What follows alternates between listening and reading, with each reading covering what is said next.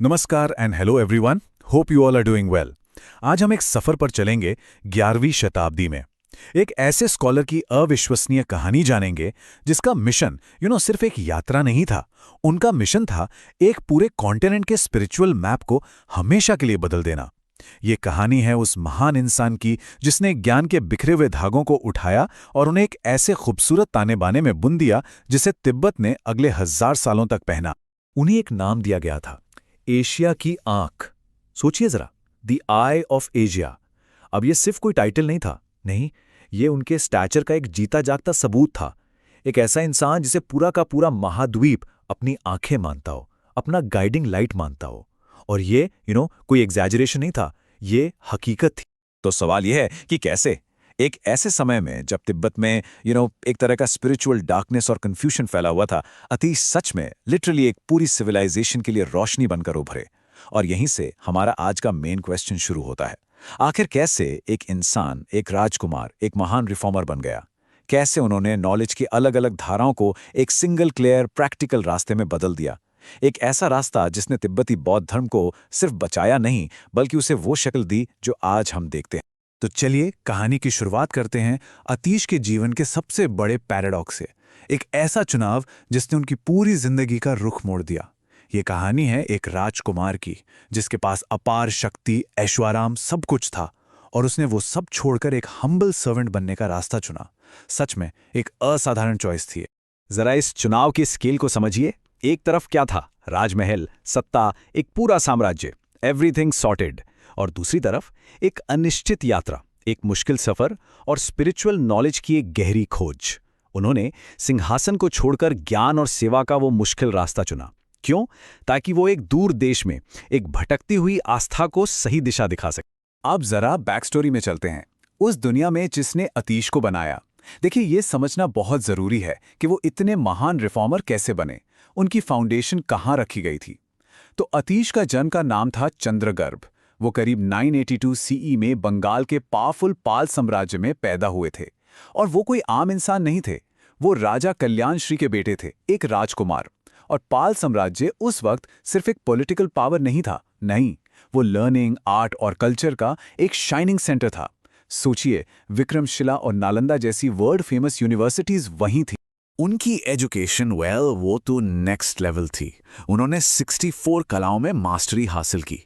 और ये कोई हॉबी क्लासेस नहीं थी, ये प्रैक्टिकल और थियोरेटिकल साइंसेस का एक पूरा यूनिवर्स था। Logic, medicine, military strategy, poetry, सब कुछ। इसी एजुकेशन ने उन्हें एक सच्चा पॉलीमैथ बनाया। लेकिन इन सब में उनका सबसे बड़ा हथियार क्या बना? वो था तर्कशास्त्र, लॉजिक, जिसे कहते हैं प्रमाण।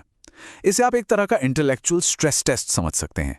एक ऐसा सिस्टम जो किसी भी आइडिया की सच्चाई को सिर्फ और सिर्फ लॉजिक के आधार पर परखता है। और यही पावर, यही लॉजिक उन्हें तिब्बत में फैले गलत डॉक्ट्रिन्स को डिसमेंटल करने का जरिया बनी। तो ठीक है, हमने उनकी बैकग्राउंड देख ली, उनका सबसे बड़ा टूल देख लिया। अब देखते हैं कि उन्होंने इन सबको मिलाकर बनाया क्या। हम अब बात करेंगे उनकी सबसे बड़ी इंटेलेक्चुअल अचीवमेंट की। उन्होंने महायान थॉट की 3 बड़ी और अक्सर अलग थलग मानी जाने वाली ट्रेडिशंस को एक सिंगल स्ट्रक्चर में एक साथ ला दिया। एक तरह से उन्होंने ज्ञान की एक गगनचुंबी इमारत खड़ी कर दी। तो चलिए इस स्काई स्क्रेपर वाली एनालॉजी को समझते हैं। सबसे पहले क्या आता है? फाउंडेशन, नींव। ये है पहली धारा, नैतिकता, अनुशासन और करुणा, एकदम सॉलिड कंक्रीट फाउंडेशन। फिर क्या आता है? स्टील फ्रेम, जो पूरी बिल्डिंग को शेप और स्ट्रेंथ देता है। ये है दूसरी धारा, शून्यता का ज्ञान, द विजडम ऑफ एम्प्टीनेस। और आखिर में आती है एडवांस टेक, जैसे हाई स्पीड एलिवेटर्स। ये हैं तीसरी धारा, पावरफुल तांत्रिक मेथड्स।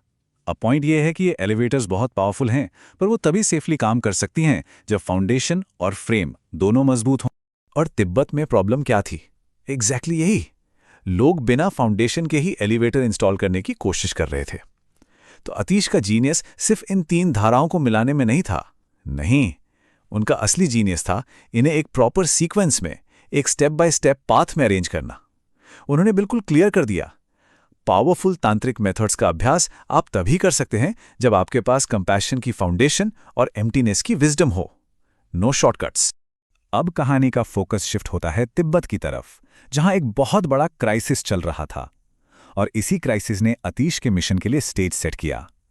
देखिए, 11वीं सदी में तिब्बत में बुद्धिज्म का ज्ञान था, ऐसा नहीं कि नहीं था, लेकिन उसका पूरा स्ट्रक्चर बिखर चुका था। प्रॉब्लम नॉलेज की कमी नहीं थी, प्रॉब्लम थी उसके गलत इस्तेमाल की, गलत सीक्वेंस की। इमेजिन कीजिए, लोग एडवांस सॉफ्टवेयर चलाने की कोशिश कर रहे हैं, बिना एथिकल ऑपरेटिंग सिस्टम इंस्टॉल किए। तो नतीजा क्या होगा? System crash. और वही हो रहा था, स्पिरिचुअल केओस और मॉरल डिक्लाइन। और यहीं पर कहानी में एक बहुत ही ट्रैजिक लेकिन पिवटल मोड़ आता है। तिब्बत के राजा थे येशे ओ। वो अपने लोगों के स्पिरिचुअल फ्यूचर को लेकर इतने ज्यादा वरीड थे कि उन्होंने अतीश को बुलाने के लिए सोना इकट्ठा करना शुरू किया। पर इसी कोशिश में उन्हें दुश्मनों ने कैद कर लिया। जब उनके भतीजे ने रैंसम के लिए सोना जमा किया तो राजा ने एक ऐसा फैसला लिया जो इतिहास में अमर हो गया। उन्होंने कहा, यह सोना मेरी रिहाई के लिए मत इस्तेमाल करो, इसे अतीश को तिब्बत लाने के लिए इस्तेमाल करो। मेरी जिंदगी से ज्यादा जरूरी मेरे लोगों का स्पिरिचुअल फ्यूचर है। सोचिए, क्या जबरदस्त त्याग था ये। और राजा के इसी सैक्रिफाइस ने अतीश को कन्विंस किया कि उन्हें तिब्बत जाना ही होगा। तो अतीश तिब्बत पहुंचे। अब इस महान आर्किटेक्ट ने इस स्पिरिचुअल क्राइसिस को सॉल्व करने के लिए क्या किया? क्या उन्हें बहुत बड़ा कॉम्प्लेक्स ग्रंथ लिखा? नहीं, उनका सॉल्यूशन शानदार था और बहुत सिंपल। उन्होंने सिर्फ 67 वर्सेस का एक छोटा सा टेक्स्ट लिखा जिसका नाम था Bodhipatra Pradip, a lamp for the path to enlightenment. और ये छोटा सा टेक्स्ट सच में एक अंधेरे कमरे में जलते हुए दीपक की तरह था। इसने सारा कंफ्यूजन दूर कर दिया और एक बिल्कुल साफ रास्ता दिखाया। और ये काम कैसे करता था? बहुत ही सिंपल तरीके से। अतीश ने प्रैक्टिस के पूरे पाथ को 3 लेवल्स में बांट दिया। लेवल 1, अपनी खुद की मुक्ति के लिए एथिक्स फॉलो करना।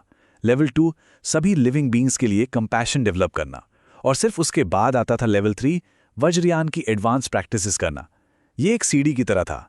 आप सीधे टॉप स्टेप पर जंप नहीं कर सकते, आपको एक एक करके चढ़ना होगा। तो अब बात करते हैं लेगेसी की। उनके काम का असर कितना गहरा और कितना लंबा चला। अतीश के काम का असर कुछ सालों या दशकों तक सीमित नहीं रहा। ये एक ऐसी फाउंडेशन थी जिस पर अगले 1000 साल तक टिबेटन बुद्धिज्म की पूरी इमारत खड़ी रही। देखिए, ये लिनिएज कितनी क्लियर है। उनकी टीचिंग से शुरू हुई कदम ट्रेडिशन, फिर 14वीं सदी में महान रिफॉर्मर सोंकापा ने इसी फाउंडेशन पर गैलुक ट्रेडिशन की स्थापना की। और आज गैलुक ट्रेडिशन ही टिबेटन बुद्धिज्म की सबसे प्रमुख स्कूल है, जिसके हेड हैं दलाई लामा। तो ये अतीश से लेकर आज तक एक सीधी अनब्रोकन आइडियोलॉजिकल लाइन है।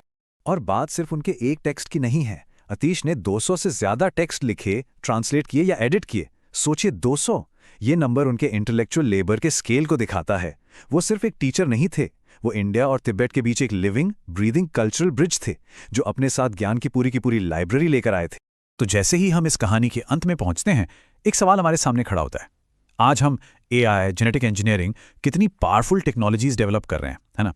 पर सवाल यह है कि क्या हमने उनकी एथिकल फाउंडेशन पर उतना ही ध्यान दिया है? अतीश की कहानी हमें यही याद दिलाती है, किसी भी एडवांस सिस्टम की पावर उसकी फाउंडेशन पर टिकी होती है, और वो फाउंडेशन हमेशा सॉलिड और एथिकल होनी चाहिए। अगर आपको वीडियो पसंद आया तो लाइक कीजिए, कमेंट डाउन और शेयर करना ना भूलना, and attempt the quiz as well.